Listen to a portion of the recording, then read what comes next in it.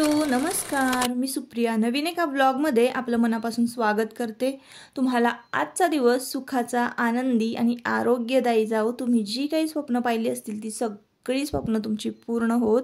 त्याचबरोबर शुभ सकाळ सर्वांना। सकाळची वेळ आहे, आजचा वार आहे सोमवार आणि आत्ताचं टायमिंग असावं 6:30च्या आसपासचं हे टायमिंग आहे। तर नुकतंच उजाडलेलं आहे ताईंनो आणि इकडे माझी आंघोळ वगैरे झाली आणि मी देवपूजा म्हणजे झालेली आहे माझी आणि अन्नपूर्णेचं पूजन माझं मी करत आहे। तर इकडं ना आज आपल्याला एक मस्त अशी उन्हाळी रेसिपी करायची आहे।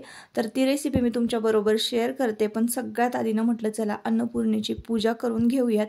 आणि आज आहे संकष्ट चतुर्थी, तर संकष्ट चतुर्थी पण आहे, तर म्हटलं चला उन्हाळी कामाला आजपासून श्री गणेशा करूयात। तर ना रथसप्तमी झाली की मी उन्हाळी कामाला सुरुवात करते, पण तुम्हाला माहिती आहे आपली फॅमिली ट्रिप गेली होती त्यामुळे उन्हाळी काम जे आहे ना ते माझं मागे राहिलेलं आहे। तर आता होळी झालेली आहे, होळीच्या आधी साफसफाईचे व्हिडिओ जे आहे क्लिनिंगची ते मी तुमच्याबरोबर शेअर केले। ट्रिप करून आल्यानंतर की नाही साफसफाईला सुरुवात केली, त्यानंतर होळी थोड्याच दिवसावर राहिलेली होती। होळी झाल्यानंतर मग म्हटलं चला चांगलं कडक उन्हाला सुरुवात होते आणि मग आपण सुरुवात करूयात उन्हाळी कामाला। तर आज करणार आहे साबुदाणाची पळी पापडी। तर खूप सोपी रेसिपी आहे ही आणि झटपट होते सुद्धा। तर उन्हाळी कामामध्ये सगळ्यात सोपी रेसिपी आहे। तर साबुदाण्याची पळी पापड उपवासाचे। तर काय होतं ना, उपवास जो असतो बघा, संकष्ट चतुर्थी असते, परत आपण श्रावणात तर संपूर्ण महिना मार्गशीर्ष महिना श्रावण महिना उपवासच असतो। तर मग काय होतं ना, खिचडी खाऊन नको होतं, खिचडी वडे कधीतरी असं थोडंसं तळणीचे पदार्थ असले आणि चहा कॉफी असले ना की उपवास आपला निघून जातो। म्हणूनच ना आज ना साबुदाणाची पळी पापड करायचे ठरवलेले आहे। तर आज चतुर्थी आहे, तर म्हटलं चला स्वस्तिक काढून घेऊया छान असं आणि गॅसचं जे काही आहे अन्नपूर्णेचं पूजन करून घेऊया। तर ताईंनो, अमावस्या पौर्णिमेला मंगळवारी, शुक्रवारी, गुरुवारी आणि चतुर्थी असेल त्या दिवशी, परत सणवार ज्या दिवशी असतील त्या दिवशी मी अन्नपूर्णेचं पूजन केलं ना की किचनच्या खिडकीजवळ बघा टाईल्स आहे, त्या टाईल्सवर ना मस्तपैकी छान स्वस्तिक काढते। तर स्वस्तिक यासाठी काढायचं आहे आपल्याला, स्वस्तिकचा अर्थ असा होतो की कल्याण असो। स्वस्तिकमध्ये सूर्य, इंद्र, वायू, पृथ्वी, लक्ष्मी, विष्णू, ब्रह्मदेव, शिव पार्वती, श्री गणेश असा अनेक देवांचा समावेश होतो। शांती, समृद्धी, मांगल्य याचे प्रतीक म्हणजे स्वस्तिक। किचनमध्ये जेव्हा मी स्वस्तिक काढते ना, देवपूजा झाली की हॉलचा जे मेन डोर आहे म्हणजे आपला मेन दरवाजा घराचा, तर त्यावर सुद्धा स्वस्तिक काढायचं। म्हणजे मग ते जो कोणी माणूस किंवा कोणीही कुठलीही व्यक्ती आपल्या घरामध्ये आली ना, तर घरामध्ये प्रवेश करताना स्वस्तिकवर त्याची नजर पडली की ती शुद्ध विचारानेच आपल्या घरामध्ये प्रवेश करेल आणि दिसायला पण ते एकदम भारी दिसतं। हॉलमध्ये, किचनमध्ये जिथे पूजा अर्चा होईल ना तिथं प्रसन्नता, सकारात्मकताची कमतरता नसते। तर असो, आता बघा आपण इकडं आता रेसिपीकडं वळूयात। चहा ठेवलेला आहे आणि देवपूजा माझी झालेली आहे। तर सकाळी सकाळी छान असा देवघर जे ना फुलांनी भरलेला असेल, देवपूजा झालेली असेल, धूपदीप झालेला असेल, तर ते खूप छान वाटतं। आणि मला ना किचन कट्ट्यावर असा छान एक सुगंधित धूप जो आहे तर तो लावायला आवडतो। सकाळी सकाळी ना वातावरण खूप छान प्रसन्न होतं। नुकतंच उजाडलेलं आहे ताईंनो आणि म्हटलं चला आता सर्वात आधी ना उन्हाळी कामाची जी काही रेसिपी आहे तर ती करूयात। तर म्हटलं चला आधी चहा घेऊयात, कारण एकदा कामाला सुरुवात झाली ना अजिबात म्हणजे स्वतःसाठी वेळच नाही मिळणार। आणि उन्हाळी काम असंच असतं, अजिबात म्हणजे डबा, स्वयंपाक, क्लिनिंग आणि मग उन्हाळी काम हे सगळं मॅनेज करायचं असतं। तर म्हटलं चला चहा घेऊयात।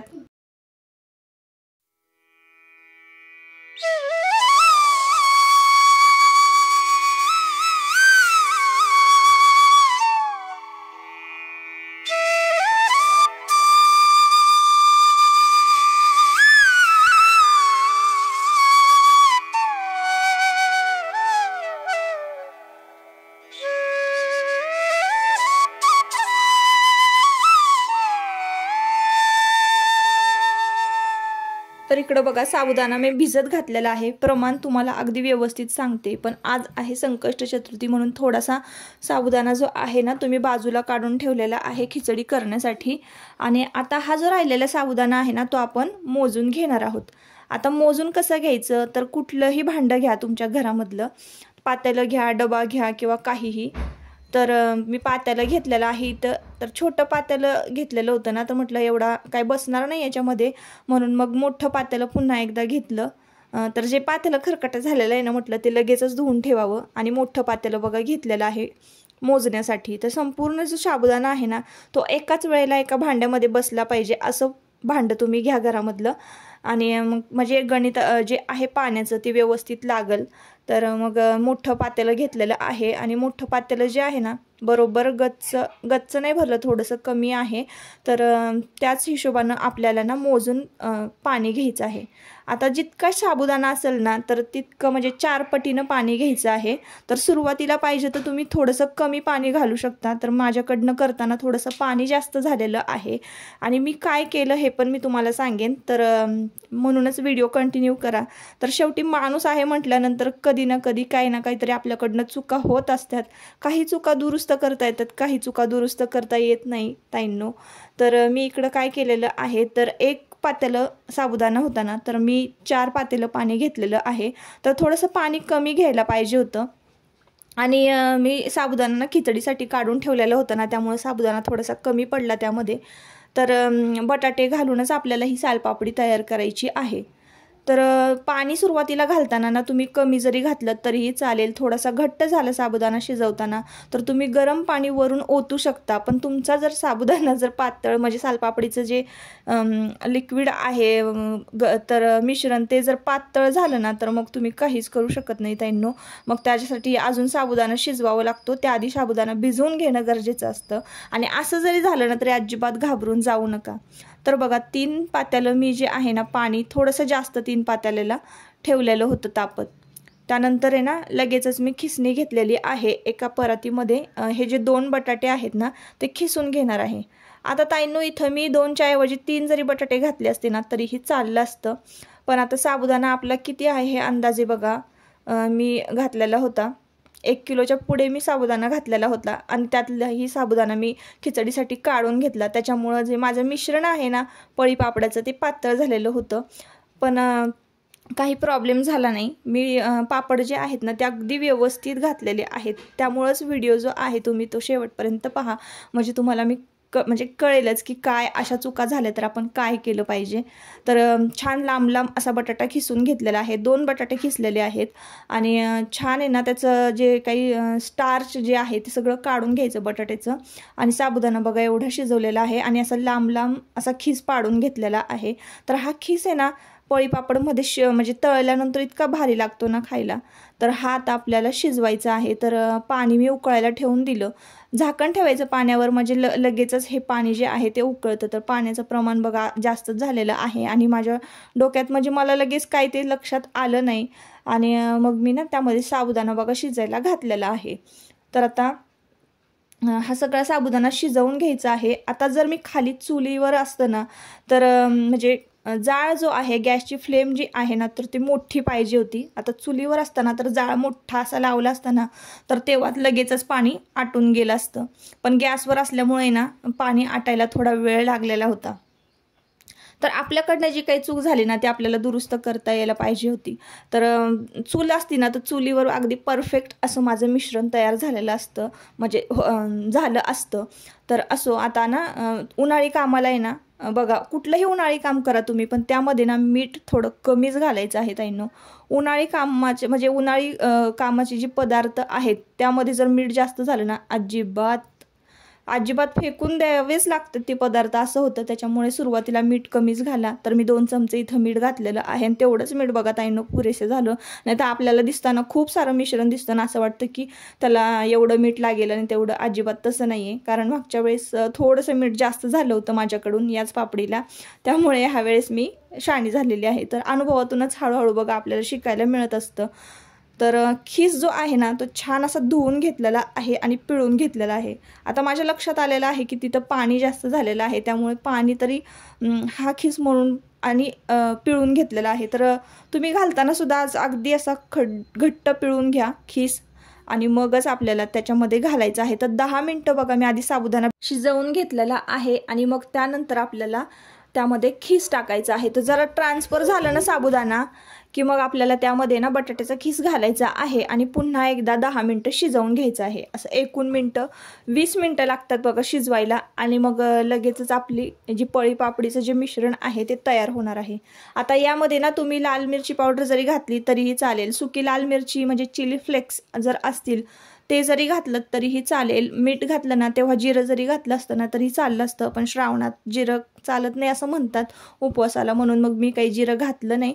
तर तुम्हाला जिरं घालायचं असेल तर तुम्ही जिरं घालू शकता, चिली फ्लेक्स घालू शकता. मी मिरची पावडरसुद्धा घातलेली होती, तर टेस्ट खूप छान येते त्याने. आणि हेच पापड ताईंनो खरंच खूप भारी लागतात. तर श्रावणामध्ये तर खरंच खूप छान लागतात. पाऊस पडत असतो ना, असे तळणीचे पदार्थ पावसाळ्यामध्ये खायला खूप खूप छान लागतात. तर म्हणूनच उन्हाळ्यामध्ये ही सगळं पदार्थ आपण जे काही करतो तळणीचे तर ते केले पाहिजे.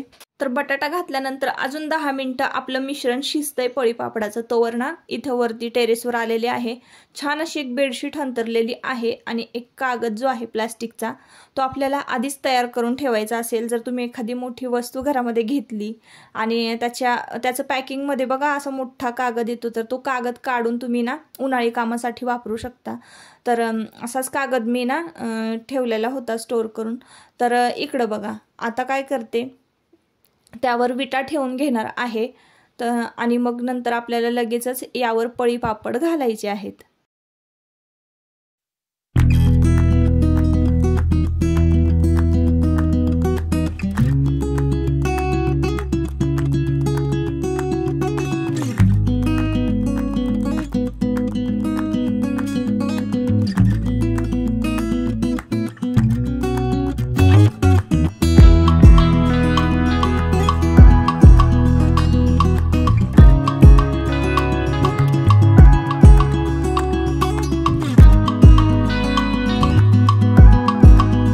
बघा असं मिश्रण तयार झालेलं आहे. इतकी अशी कन्सिस्टन्सी आहे आणि ह्या मिश्रणानं व्यवस्थित असा पापड येतोय. तर मी तुम्हाला इकडे पापड घालून दाखवते.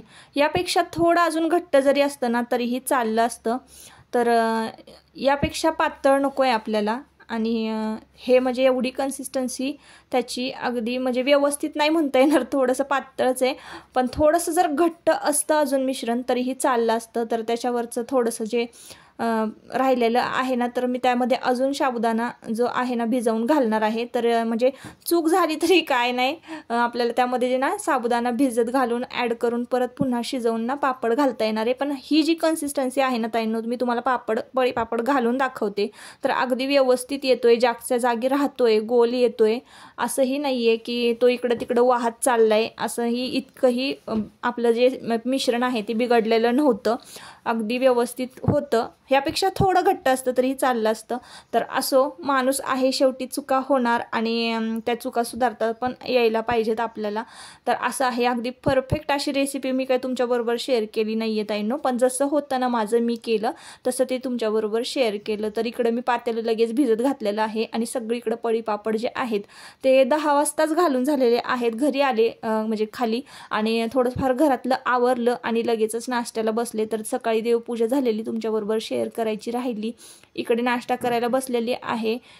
तर तुम्हाला म्हटलं चला दाखवावं. आज किती छान असं संकष्ट चतुर्थी आहे, त्यामुळे जास्वंदीच्या फुलांनी देवघर जे आहे ते सजलेलं होतं. संध्याकाळचे 4 वाजलेले आहेत ताईंनो, 4:30 4च्या आसपासचं टायमिंग असावं. थोडंसं पापड वाळले की मी लगेचच तुम्हाला बघा इथं तळून दाखवलेले आहेत. छान पांढरे शुभ्र आणि फुलतायत सुद्धा छान. जास्त एवढे वाळले नाही आहेत, पण अजून वाळलेत तर यापेक्षा सुंदर छान आणि फुलणार आहेत. टेस्टसुद्धा खरंच खूप छान झाली होती ताईंनो. तर म्हटलं तुम्हाला तळून पापड दाखवावेतच, कारण सुरुवातीला आपल्याकडनं एक चूक झाली होती. तर म्हटलं बघा, तुम्हीच बघा आता हे पापड कसे झालेले आहेत. तर आवाज बघा, तर बघा एवढा कुरुम कुरुम असा आवाज येतोय ना, तर तुम्हाला आवाजावरून कळालं असेल की पापड कसे झालेले आहेत. आणि टेस्टला सुद्धा बघा ताईंनो खरंच मस्त झाले होते. तिखट मीठ हे प्रमाण जे आहे ना एकदम परफेक्ट झालेलं होतं. आणि आवाज तर तुम्ही बघितला एवढा कुरुम कुरुम येत होता ना, तर कशावरून आपले पापड म्हणजे बिघडलेले असतील.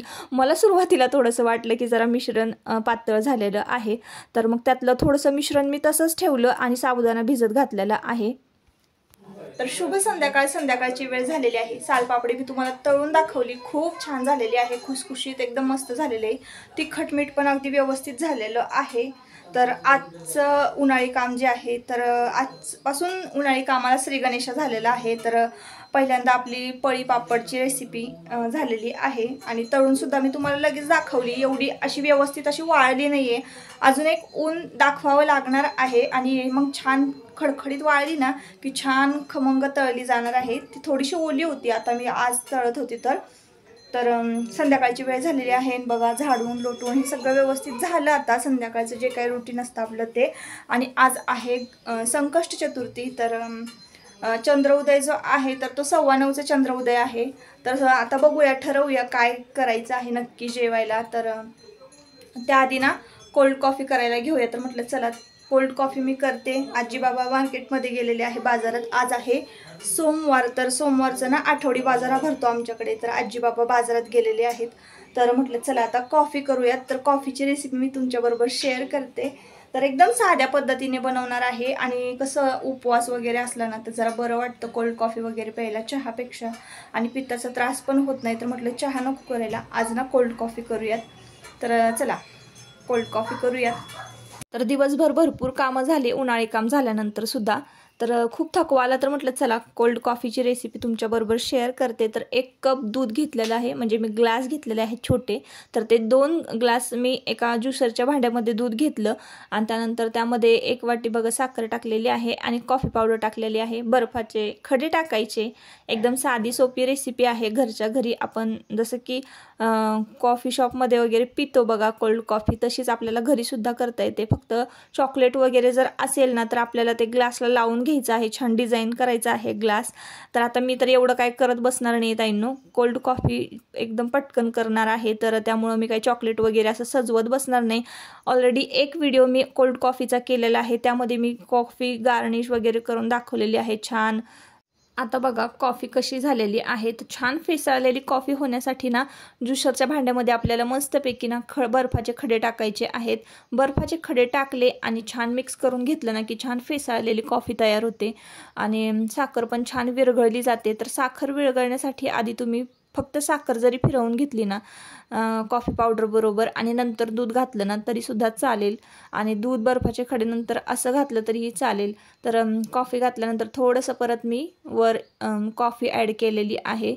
तर 4 पाऊच मी जे आहे ना कॉफीचे ते घातले होते सुरुवातीला, तर तुम्हाला एकच दिसलं असेल व्हिडिओमध्ये। तर अशा पद्धतीनं कोल्ड कॉफीसुद्धा खूप छान झाली आणि सगळ्यांनी एन्जॉय केली, बाबांनी आजींनी बाजारातून आल्यानंतर। आणि आता बघा संध्याकाळची वेळ झालेली आहे आणि उपवास सोडायचं टायमिंग झालं, तर उपवासाची थाळी मी तुमच्याबरोबर आज शेअर करते। संकष्ट चतुर्थी आहे, तर मस्तपैकी आंबा रबडी, सीताफळ रबडी घेतली होती, म्हणजे विकत आणली होती बाहेरून, आणि काजू करी मी केली होती, बटाटा वडा केलेला होता, मसाले भात, चपाती, तर हे सगळं मी घरी केलेलं आहे आणि आजची अशी थाळी आहे। तर आजच्या व्हिडिओचा शेवट मी इथंच करते, परत आपण पुन्हा भेटूया नवीन एका ब्लॉगमध्ये। तोपर्यंत स्वतःची काळजी घ्या आणि मजेत राहा।